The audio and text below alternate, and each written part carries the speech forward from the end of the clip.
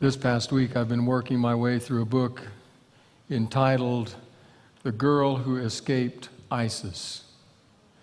It's the harrowing tale of a young Yazidi woman who was taken captive by the ISIS terrorists. She lives in a village or a town that's not very big. They hear about ISIS and the scourge that is sweeping through their part of the Middle East, and so there is no small degree of concern and anxiety and fear about what could come.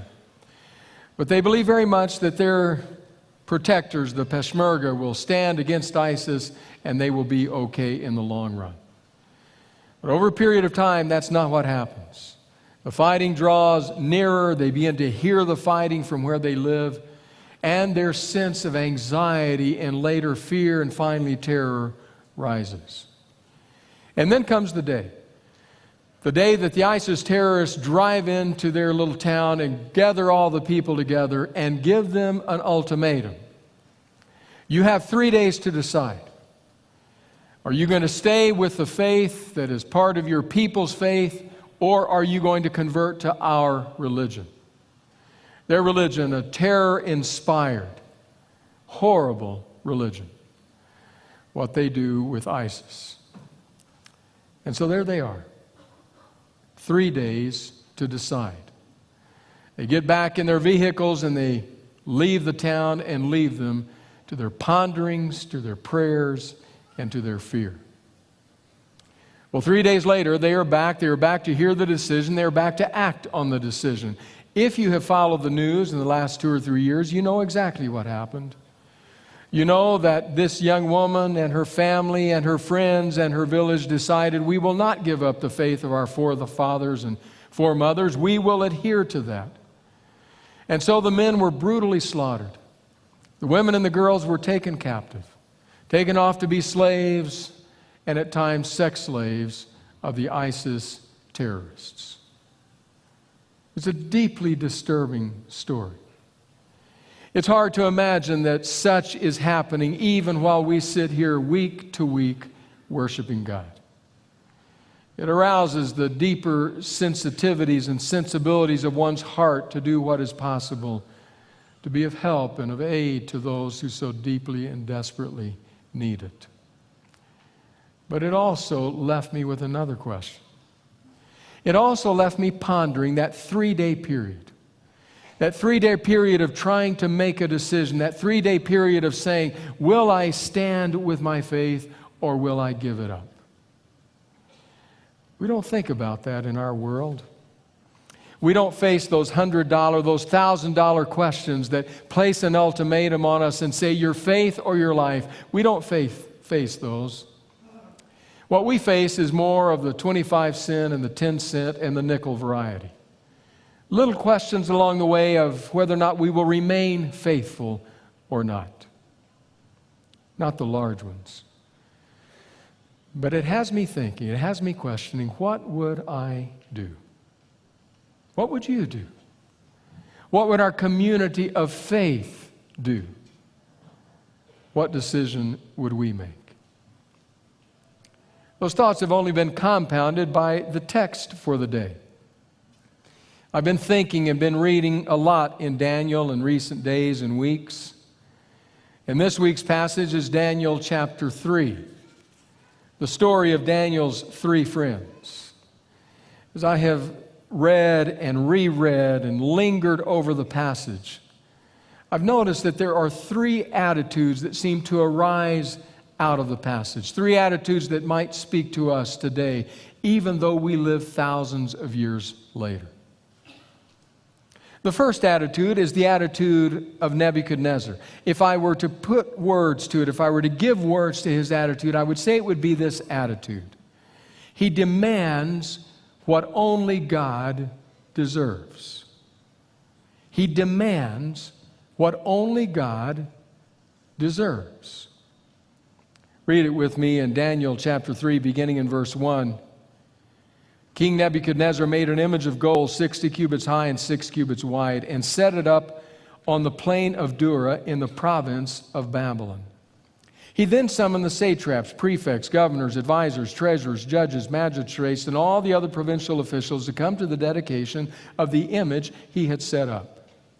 So the satraps, prefects, governors, advisors, treasurers, judges, magistrates, and all the other provincial officials assembled for the dedication of the image that King Nebuchadnezzar had set up, and they stood before it. Then the herald loudly proclaimed, "Nations and peoples of every language, this is what you are commanded to do. As soon as you hear the sound of the horn, flute, zither, harp, lyre, pipe, and all kinds of music, you must fall down and worship the image of gold that King Nebuchadnezzar has set up. Whoever does not fall down and worship will immediately be thrown into a blazing furnace." Therefore, as soon as they heard the sound of the horn, flute, zither, lyre, harp, and all kinds of music, all the nations and peoples of every language fell down and worshiped the image of gold that King Nebuchadnezzar had set up. Nebuchadnezzar demands what only God deserves. Demands worship. Doesn't matter what they believe, doesn't matter how they feel, this is what he demands. Now, we're used to reading about idolatry if we've read Scripture, if we've studied certainly the Old Testament. We encounter that concept frequently. We encounter it in our own lives, although we may not recognize it as easily as we do reading about it.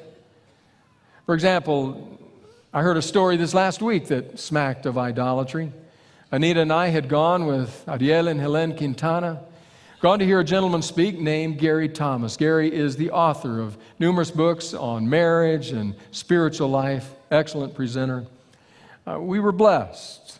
He told a story. You know, tomorrow is the Super Bowl.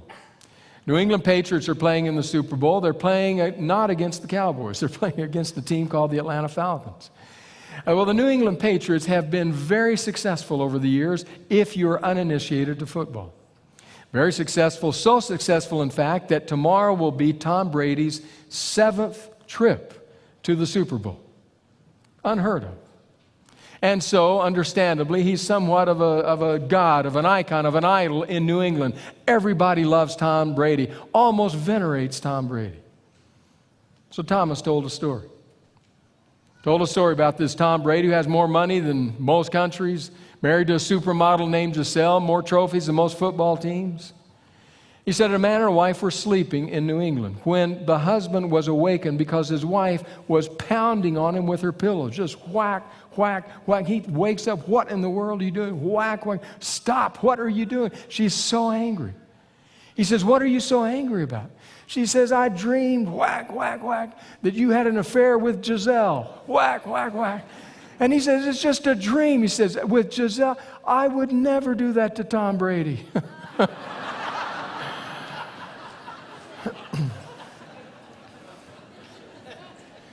Now, I'm not sure what you call that, but I think you call that idolatry. We're used to reading about idolatry. But here in this passage, it takes on a more sinister hue. Nebuchadnezzar is demanding what only God deserves. And Nebuchadnezzar's live on. They have lived on ever since he was alive, lived on into our day and time. It may take different forms, it may take different disguises, but it's still there. Those who are in power, who believe that they have the right to demand from others what others really don't want to give them, really shouldn't give them in a healthy environment. They've lived on.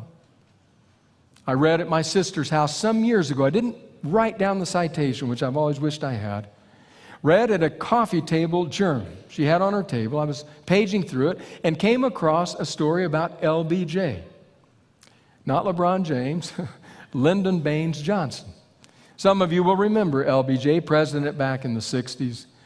LBJ, a large man, he is said to have been quite an uncouth man, a man who wielded power like a heavy club, got a lot done because of how he used his presence and his office.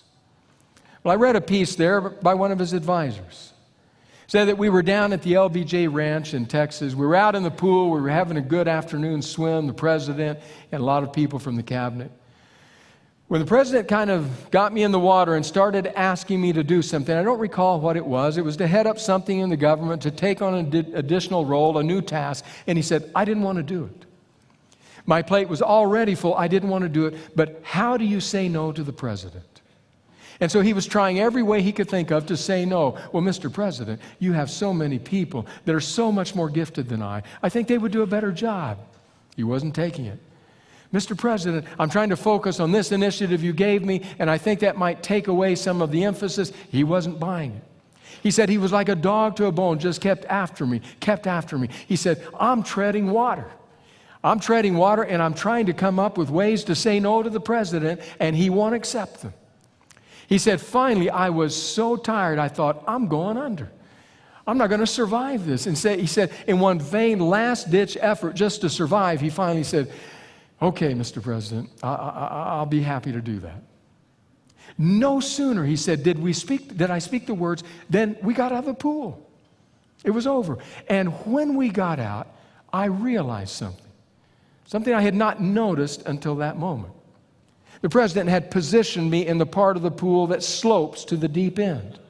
He was standing on the floor of the pool, and I was treading water. And he just kept me there until I said yes, and then we got out of the pool. Manipulative? Yes. Coercive? Doubtless. That just kind of comes with the power, with the office, which some use somewhat graciously and others do not. Because Nebuchadnezzar has lived on since his day. But in that day and time, Nebuchadnezzar is gathered with the people on the plain of Dura. You may know that this was the same thing as Shinar in the Old Testament, the place where the Tower of Babel was built. So we have a second edifice being built now, the image of Nebuchadnezzar. Now it says it's about 90 feet tall and about 9 feet wide, so think Washington Monument. Think that kind of image. It's tall and imposing. The people are gathered there, and they are given very clear, very direct, very specific instructions. When the music sounds, you are to fall on your faces in obeisance, in worship. Now, everybody who's anybody is there. It's clear, by the way, the text lists more than one time all of the different officials that has come. Everybody who's anybody is there, except for one. Daniel is not there. Which causes us to wonder about Daniel. Where is Daniel? We're not certain, but the last verse of the previous chapter gives us an indication which may help.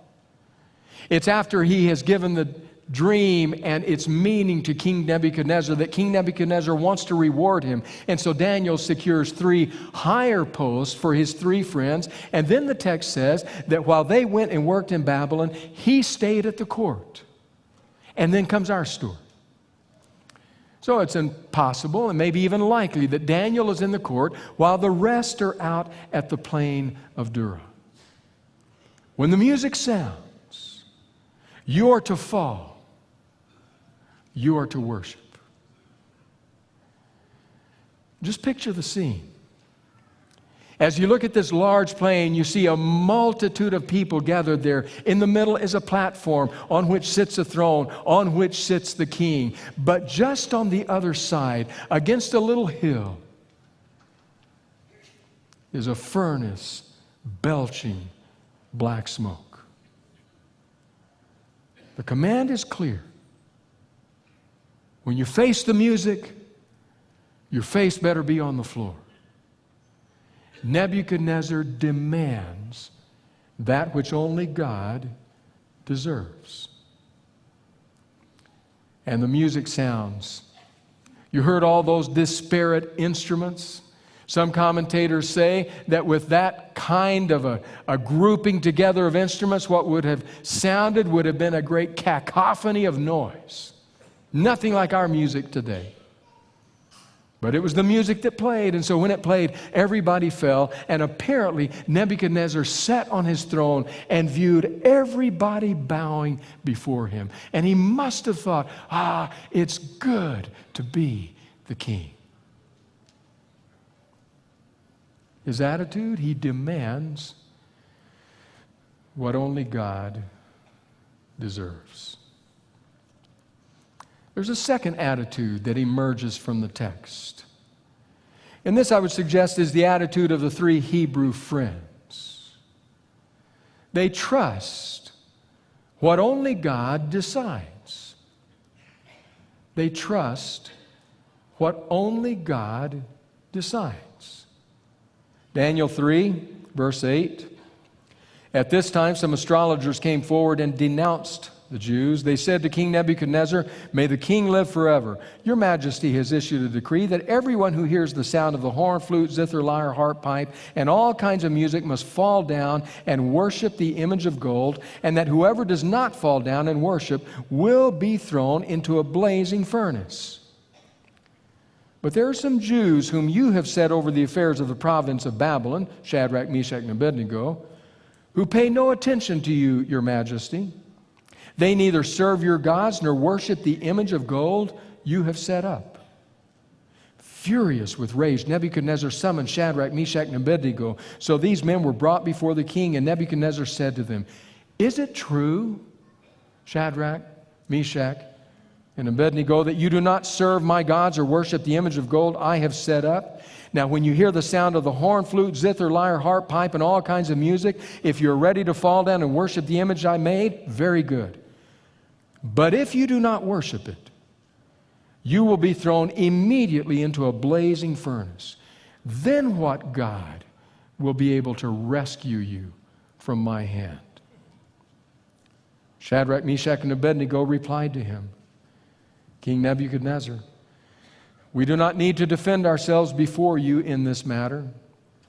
If the God we serve is able to deliver us, then he will deliver us from the blazing furnace and from your majesty's hand. But even if he does not, we want you to know, your majesty, that we will not serve your gods or worship the image of gold you have set up." Trusting the decision only God can make. Professional jealousy, to me, seems written through all of these words, if you read between the lines. Professional jealousy. The astrologers come forward, the wise men of Babylon come forward, and they say to the king, "You think everybody has bowed, but there is a small cadre, 3 in number, over here, that have not bowed. They don't respect your power. They don't respect your word. They don't respect the image you have set up. They haven't obeyed you, O king." You can see professional jealousy written all over this. After all, these 3 were the 3 who graduated from the Babylonian school. 3 foreigners, back in chapter 1, graduated summa cum laude, ahead of them. These were the 3 who just 1 chapter before have been elevated to positions of prominence in Babylon as a result of Daniel's work. They have gone above the people and the wise men who work locally. Professional jealousy is written all over this. O king, they didn't bow. You might want to deal with that. The text says the king is furious, has them brought before him. Now it is curious the question he asks them. It's almost as though he can't quite believe it, that he's incredulous, and he's checking with him. Is it true? Is this really true? What I'm hearing about you, is it true? Why wouldn't he believe it? Well, when you're the king, when you have the power of life and death over others, you are used to people immediately obeying your command. Is it true? Have you actually dared to disobey? Is it true? Or maybe he's thinking, I've done a great deal for you, Hebrews. Elevated you to positions of power and prominence, and this is how you reward me? Is it true, this that I am hearing? Seriously? But he's going to give them a second chance. No worries. Often when you cross the king, you pay for it with your life, but today, a second chance. Some mercy. So, when you face the music, when the music begins, you'd better be down. Because if you're not, he points at the black smoke belching from the furnace. Now, the furnace, no doubt, was a cone-shaped furnace up against an abutment or a little hill. A furnace that at the top was open, that allowed them to throw in extra fuel, or in this case, throw in 3 men. There were openings all around the bottom from which they could take out the bricks when it was used as a kiln. And Nebuchadnezzar indicates that and tries to play on their fear. You realize, if you don't do this, that's your end. It's that kind of fear that we sometimes encounter when there's an issue of conscience, when there's a difficult decision we have to make, when there is somebody that we have to confront that is not easy, and yet right and truth demand it. Fear. I read just a week or so ago a story.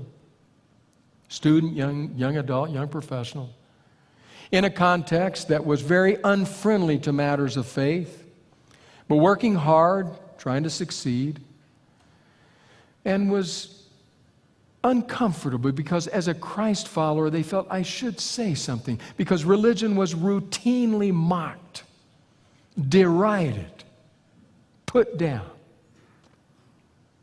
This person just kept quiet. And then one day, another person with whom they'd become rather friendly turned to them as they were mocking something that had happened in the religious world and said to them, you don't go to church, do you? You're not a religious person, are you? Fear. And they said, oh, well, I've used to go when I was a kid.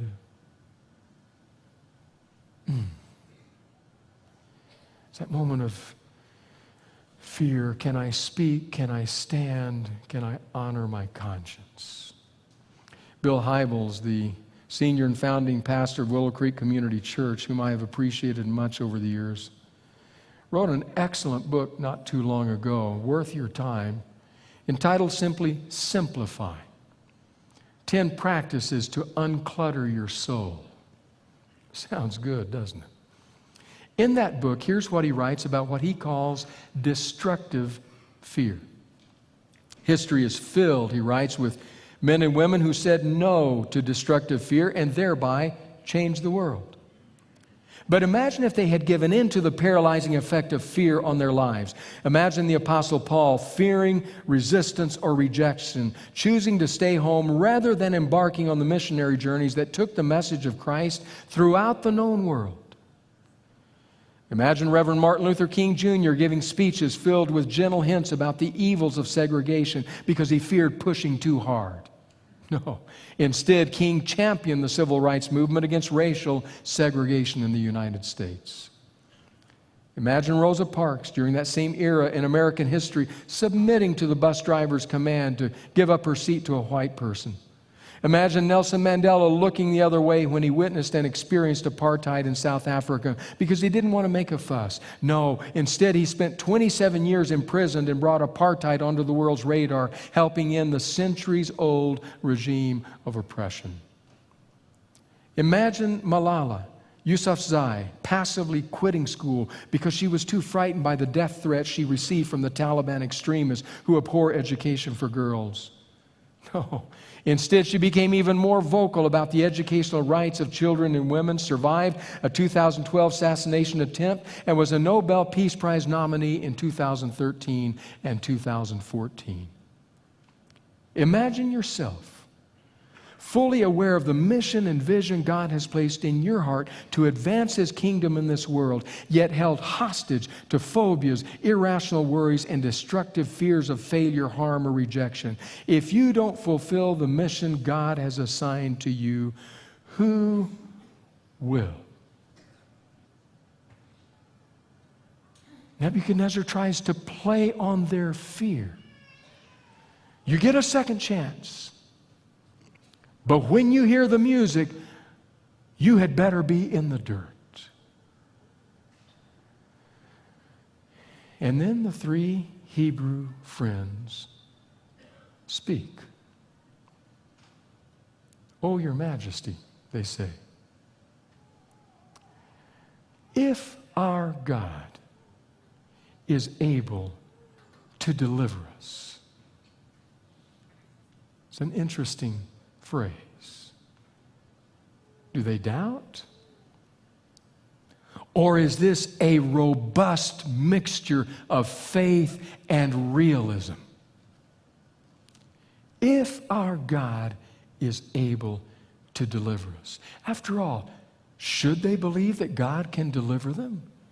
After all, this king before whom they stand is the king who was a scourge to their country, had annihilated, had destroyed, had decimated the land, had brought them as exiles to his homeland. What evidence did they have that God could protect them? If our God is able to deliver us. Well, you say they had their history. Yes, they did. Could God deliver from water? Yes.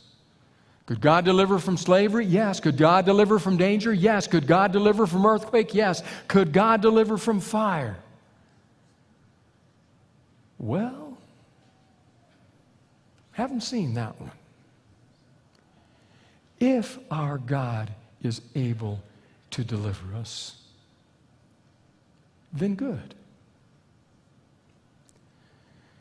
But then come the words that are the focus of the chapter. The words that we ought to read with bowed head in admiration for the level of faith they displayed. But if not, even if he doesn't, we will not bow. Even if he does not, we will not bow. Do you find that stunning? Do you find that stunning in a world that doesn't yet know Jesus of Nazareth? In a world where even for Judaism, the concept of the kingdom of God and the heaven to come and the reunion with our loved ones and seeing the face of God was not yet clearly developed. It wasn't like all the martyrs who over 2,000 years have died, as it were, gazing into heaven with Stephen seeing the Son of Man at the right hand of God, knowing that one day I will see him face to face. It's pre that world. Even if he does not, we will not bow.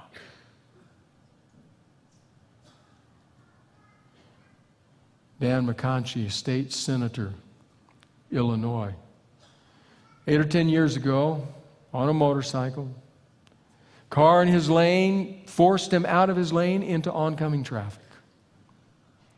Dan woke up 2 weeks later in a level 1 trauma center.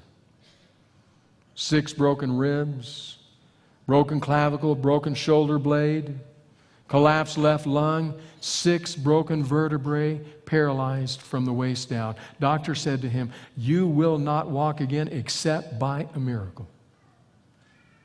8, 10 years later, he's still in a wheelchair, but still following Jesus.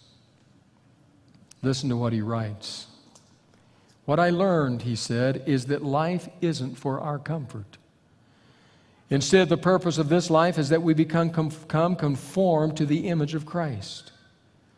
Unfortunately, that doesn't happen when everything is unicorns and rainbows. It instead happens when life is tough, when we are forced to rely upon God through prayer just to make it through the day. That is when He is most at work in our lives, molding us into what He designed us to be." He continues, "My prayers are different today than they were 8 years ago. Back then, I looked at God like Santa Claus. I asked Him to send nice things my way. Now I have one prayer that I pray more than any other. Lord, may I be able to say at the end of today that I was faithful. Even if he does not. Trusting what only God can decide. That's the attitude of these three Hebrew friends. Now understand that this exchange between the Hebrews and Nebuchadnezzar is the core element in the chapter. This is the message we must take home. It's indicated in different ways, but one that I will share with you is something called a chiastic structure. That's a familiar term to some, if you read literature, if you study Scripture. To others, that's a new term, a chiastic structure. It's kind of a parallelism, inverted at times. A, B, C, and then C, B, A. It intends to highlight what is the key feature in any given passage. Ernest C. Lucas, Old Testament scholar, points out the chiastic structure here in Daniel 3. I want to show it to you on the screen so that you see how this chapter is structured. You see the A at the top, Nebuchadnezzar's decree to worship the golden statue. You see the A at the bottom, Nebuchadnezzar's decree honoring the Jews and their God. Next, the B, the Jews accused. Down below, the B, the Jews vindicated. Up above, the Jews threatened. Down below, the Jews punished. And then right in the heart of the chapter, the key piece of the chapter, the Jews, the three Hebrews, confess their faith. This is the point of the story.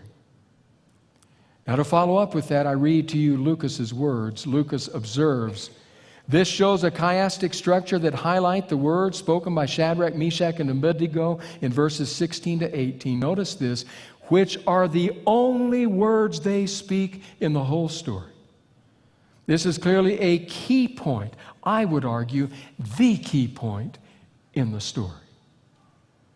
Their faithfulness, their attitude that says, we will trust what only God can decide. Three attitudes in the story. Nebuchadnezzar demands what only God deserves. The three Hebrew friends trust what only God decides. But then comes the last attitude, the third and the last part of the chapter. The three Hebrews again receive what only God bestows. They receive what only God bestows. Back to Daniel 3, starting in verse 18. Then Nebuchadnezzar was furious with Shadrach, Meshach, and Abednego, and his attitude toward them changed. He ordered the furnace heated 7 times hotter than usual and commanded some of the strongest soldiers in his army to tie up Shadrach, Meshach, and Abednego and throw them into the blazing furnace. By now the flames are leaping out of the top of the cone. So these men, wearing their robes, tunics, trousers, turbans, and other clothes, were bound and thrown into the blazing furnace. The king's command was so urgent and the furnace so hot that the flames of fire killed the soldiers who took up Shadrach, Meshach, and Abednego. And these 3 men, firmly tied, fell into the blazing furnace. Then King Nebuchadnezzar leaped to his feet in amazement and asked his advisors, weren't there 3 men we tied up and threw into the fire? They replied, certainly, Your Majesty. He said, look, I see 4 men walking around in the fire, unbound and unharmed, and the 4th looks like a son of the gods. Nebuchadnezzar then approached the opening of the blazing furnace and shouted, Shadrach, Meshach, Abednego, servants of the Most High God, come out, come here. So Shadrach, Meshach, and Abednego came out of the fire. And the satraps, prefects, governors, and royal advisors crowded around them. They saw that the fire had not harmed their bodies, nor was a hair of their heads singed. Their robes were not scorched, and there was no smell of fire on them. Then Nebuchadnezzar said, Praise be to the God of Shadrach, Meshach, and Abednego, who has sent his angel and rescued his servants. They trusted in him and defied the king's command and were willing to give up their lives rather than serve or worship any god except their own God. Therefore, I decree that the people of any nation or language who say anything against the God of Shadrach, Meshach, and Abednego be cut into pieces and their houses be turned into piles of rubble, for no other God can save this way. It's hard for him to let go of the force.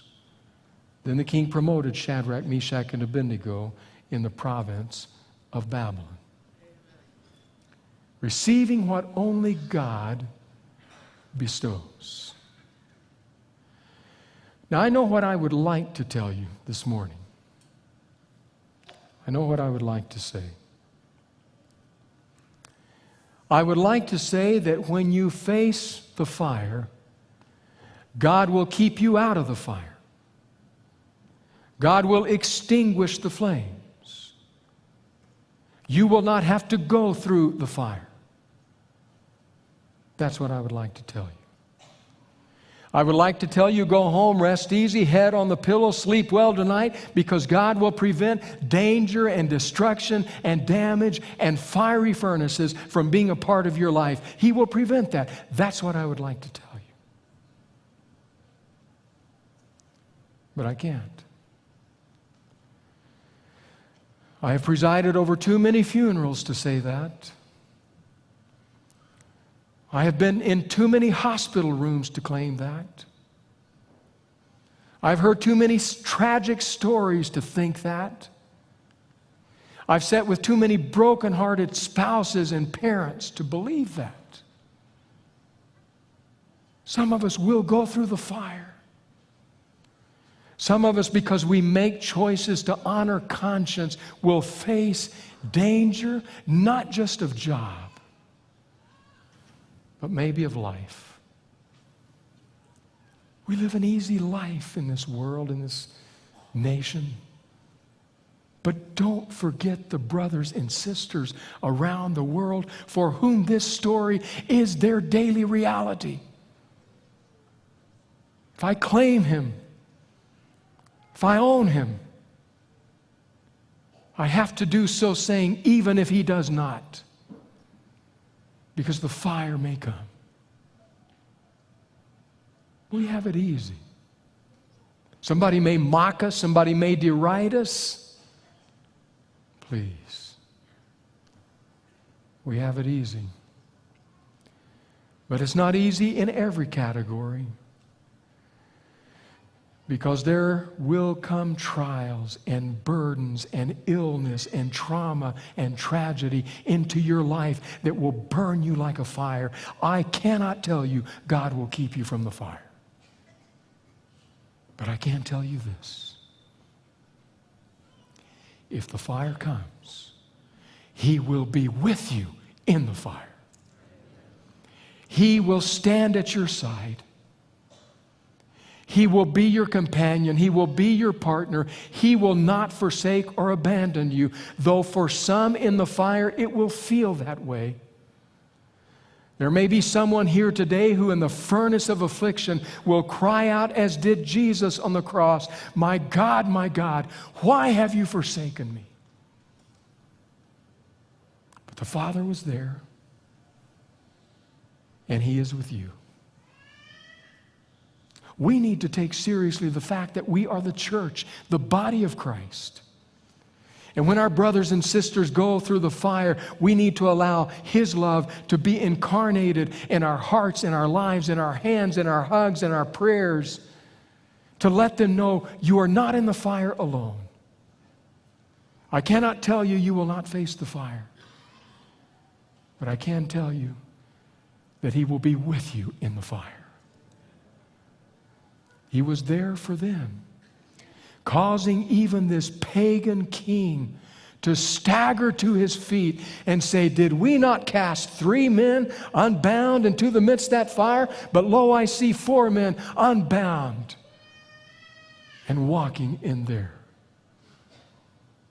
Like a son of the gods, little did he know. So God calls for faithfulness. A faithfulness based on His unwavering, unyielding faithfulness to us. I don't know what you will face. You may face that attitude that demands what only God deserves. Nebuchadnezzar's live on. But maybe by the grace of God, you will have that attitude that says, I trust what only God can decide. Even if. And I can tell you this. before the fire flickers out, before the flame dies, you may discover that you will receive what only God can bestow, the gift of His presence. In fact, isn't that for which we all long? Daniel has an echoing response to be written much later in a book called Revelation that echoes that desire to be with God. When John the Revelator pens the words, and God Himself will be with them. And God Himself will be their God. And God will wipe away every tear from their eyes. That will be the moment when God bestows what only He can bestow. But until that time, until that moment, may we be found faithful.